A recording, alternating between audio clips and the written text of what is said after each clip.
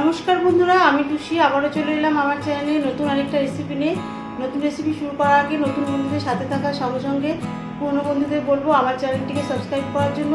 আর subscribe করার পর notification bell আইকনটি অবশ্যই অল ক্লিক করে রাখবেন নতুন নতুন রেসিপির নোটিফিকেশানের জন্য। আজকে আমি আবারও আরেকটি নতুন রেসিপি নিয়ে চলে এসেছি আপনাদের সামনে। রেসিপিটি অত্যন্ত সুস্বাদু খেতে। আমরা তো ইলিশ মাছের ভাপা খাই, কিন্তু আমরা হয়তো কখনো চিতল মাছের ভাপা খাইনি। তাই আজকে আমি আপনাদের কাছে চিতল মাছের ভাপা রেসিপি করে দেখাবো। শুরু থেকে শেষ পর্যন্ত পুরোটাই দেখুন, আশা করছি ভালো লাগবে। এই চিতল মাছ ভাপা রেসিপিটি গরম ভাতের সাথে খান, খুবই ভালো লাগবে।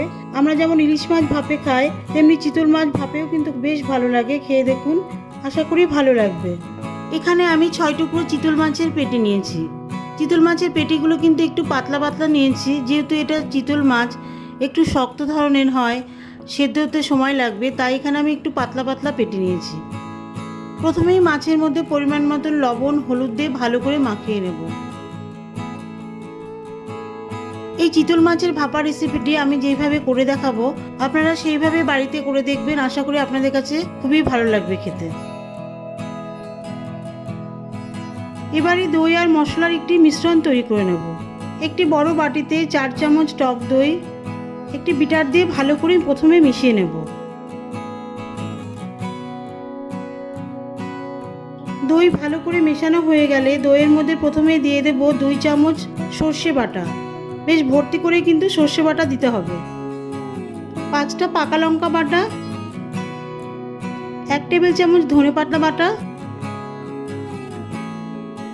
পরিমাণ মতো লবণ, সবশেষে 2 চামচ তেল দিয়ে ভালো করে মিশিয়ে নেব।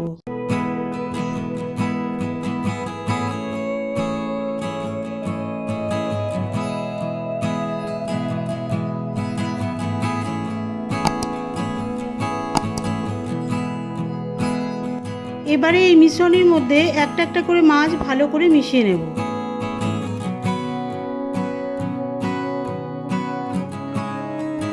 মাছের টুকরোগুলো কিন্তু দইয়ের মধ্যে কিন্তু বেশ ভালো করে মিশিয়ে দিতে হবে, এতে করে মাছের মধ্যে দই মশলা ভালো মতন ঢুকবে।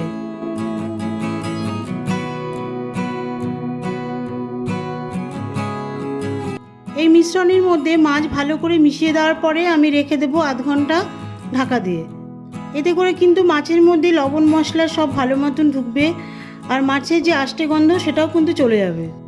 আধ ঘন্টা পর একটি স্টিমারে আমি একটি একটি করে মাছ রেখে দেব।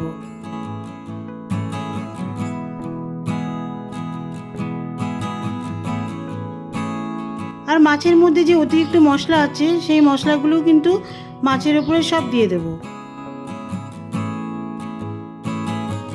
যেহেতু এটা চিতল মাছ তাই একটু বেশিক্ষণই ভাপে দিতে হবে, তাহলে চিতল মাছ বেশ সফট বয়েল হবে। মশলা মাখানো মাছের উপরে 4টে হাফ চেরা কাঁচা লঙ্কা, 3 চামচ সর্ষের তেল,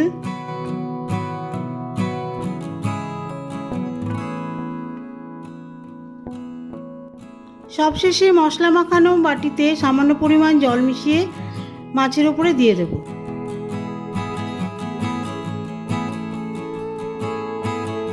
এবারে স্টিমারে ঢাকা দিয়ে ভাপে বসাবো।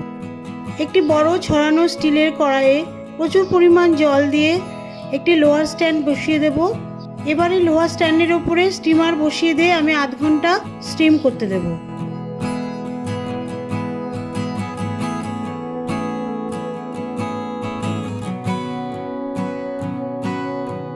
আধ ঘন্টা হাইটে স্টিম করার পরে আমি ঢাকনা তুলছি। দেখুন স্টিমারের খুব সুন্দর কিন্তু একটা ফ্লেভার আসছে বন্ধুরা। এবারে একটি প্লেটে আমি মাছগুলি পরিবেশন করছি।